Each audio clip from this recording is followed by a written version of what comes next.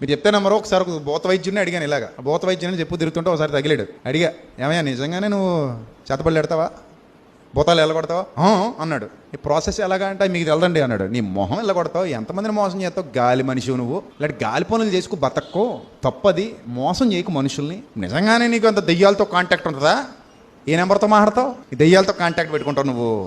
అంత అబద్ధాలు వాళ్ళు చెప్పేవని వాళ్ళు బతకడం. నువ్వు నిజంగా అంత దెయ్యాలతో కాంటాక్ట్ ఉంటే నీ దగ్గరకు వచ్చి 20-30 నిన్ను అడుక్కొక్కర్లా, ఆ దెయ్యంతో మాట్లాడుకుని.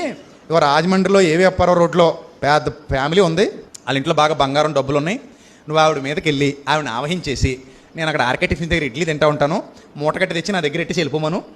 అలా పట్టుకొచ్చేద్ది, ఏం ఎరగనట్టు పట్టుకొచ్చేసి అక్కడ ఇట్టేద్ది, పెట్టేసి టాటా చెప్పి వెళ్ళిపోద్ది. వెళ్ళిపోయి ఇంటికి వెళ్ళిపోయి మామూలు పడుకుంటుంది. ఆవిడ వదిలేద్ది దెయ్యం. అయ్యా అని చూసుకుంటే బీరో ఖాళీగా ఉంటుంది.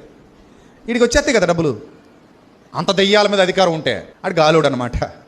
అందుకే నీ దగ్గర 100-50 కోసం